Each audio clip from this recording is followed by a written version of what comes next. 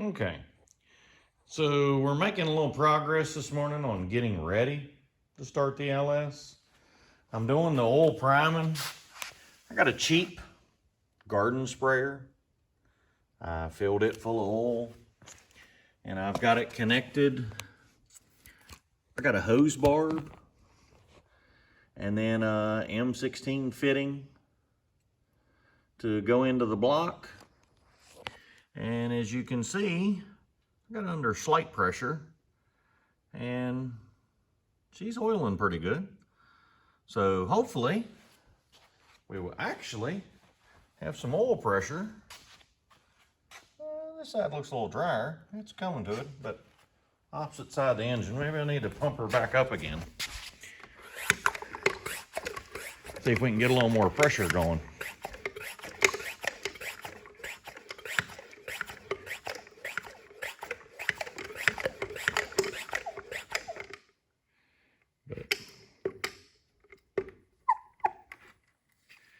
Okay.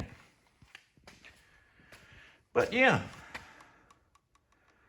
you know, in an old school Chevrolet, you would take the distributor out of the back, spin the, your stubby distributor with a drill, get your oil pressure before you fire it up. But I don't have a distributor. So, cheap garden sprayer it is to a hose to prime it up. And hopefully that's gonna save the engine on that first fire up. All right, I got my little stubby and hose so I don't run my power steering pump dry. I have connected the heater hose connections. I do like on this Holley front runner, it gives you the option of the side or the bottom. Since I'm really gonna be tight for space in the 39, I decided to try the bottom first. Don't know if it's gonna work, but we're gonna try the bottom first. May end up going with the side. And the water neck, as you can see, kind of goes out like that one. Holley gives you a part number of one you can get that's a swivel. And if space really becomes a problem, I might end up with that, but we'll see. That's still yet to be determined. So, okay. What you see here in this mess of wiring spaghetti and conglomeration of parts is what it takes to make a Holley Terminator light off without the car. We got our fuel tank, Holley Terminator, got a radiator, and then we have all the parts assembled. And since I'm doing the remote mount coils, I'll show you all this. I cut up the little factory harness here. I cut all the tape off of it so I could plug them in closer together. I don't know where these coils are gonna reside in the car. We're gonna have to find the best place for that. So we did the quick carpentry coil holder and just used the plug wires from the truck. They were short enough just to hold it there, just so we can get it running. But yeah, we're gonna have to change the harness. Now I did run a ground wire up to the coil pack holders because in the Holley documentation, they keep talking about run these to the cylinder head only, but they meant it to be the cylinder head only so that you grounded the coils. Well, my coils aren't on the cylinder head anymore.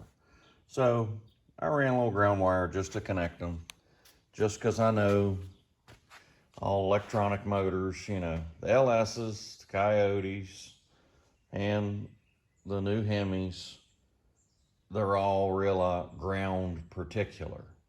They have to have their grounds or they do crazy things.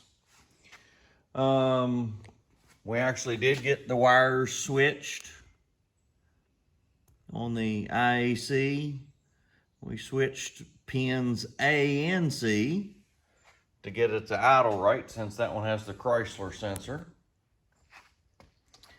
And you saw earlier I had my little garden sprayer pumping it up.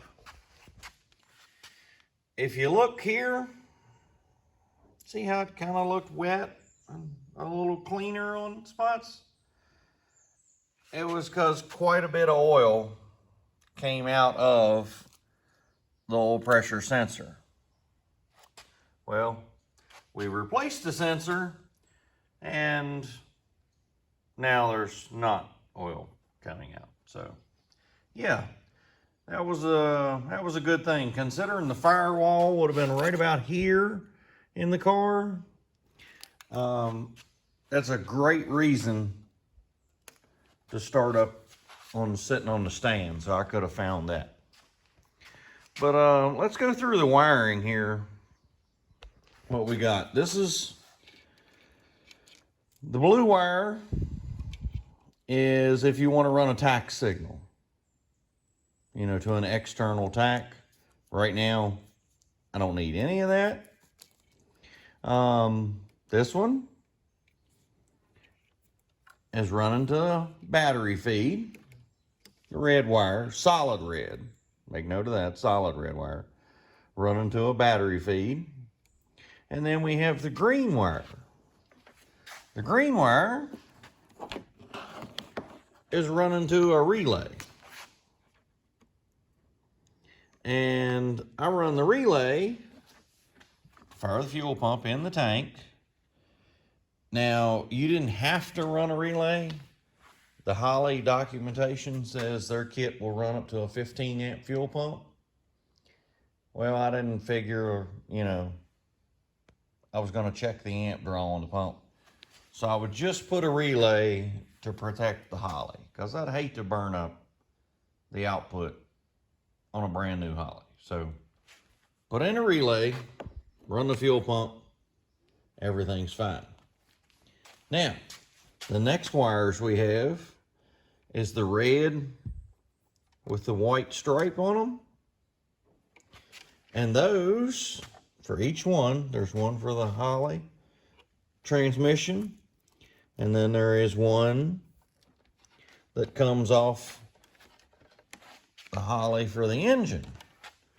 Now, I separated those onto another relay because it says if you connect the keyed on from the transmission to the keyed on from the motor, it has the possibility that the motor will still stay running when you cut the key off.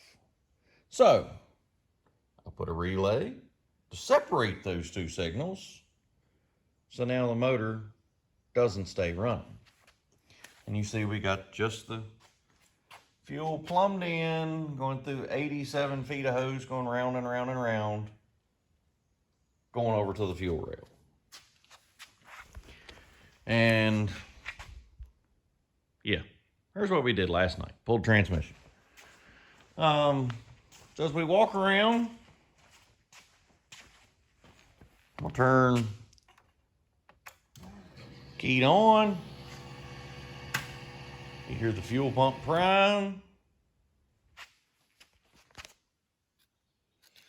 Got our little screen. Got the IAC, target air fuel, RPM, salt, oil pressure, nothing, coolant temperature sensor, 74, battery 12.5. It's pretty good considering alternator's not hooked up. That's good battery. But now,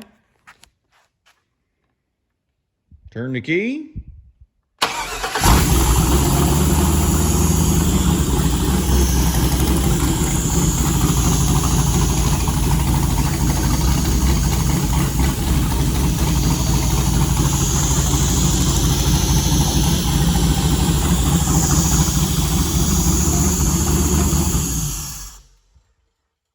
And it's just that simple.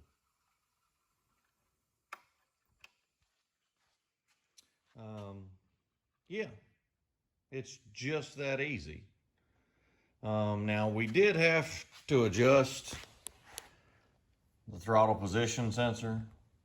It wasn't seeing the set screws right here have a little bit of adjustment. It wasn't seeing 0 when the throttle blades were closed. It was like 5% off, and it was wanting to idle a little high. So we did adjust that. But that and the oil pressure sensor debacle was the only trouble we had. Besides, we had one coil pack that wasn't plugged in, and we had a dead hole. Basically, when we first fired it up, I'll add in the video, we showed a thermal infrared gun on each cylinder, and cylinder number 6 was a dead hole. She was cold. Well, if the coil's not firing, you're not burning the fuel. So, and just for a test, we put the O2 sensor in like that, which is nothing more than, slide to hold the O2 sensor. We really couldn't figure out where to drill a hole till we get it in the car. So, yeah. All right, now, on to the next thing is get the car down off the lift while we're waiting on the transmission to come back. It's getting shipped off today. And then we're gonna bring the 39 in, take the engine out of it, and voila, insert this one, and definitely clean up that wire. Man, that looks like a mess. All right, hope y'all enjoyed this.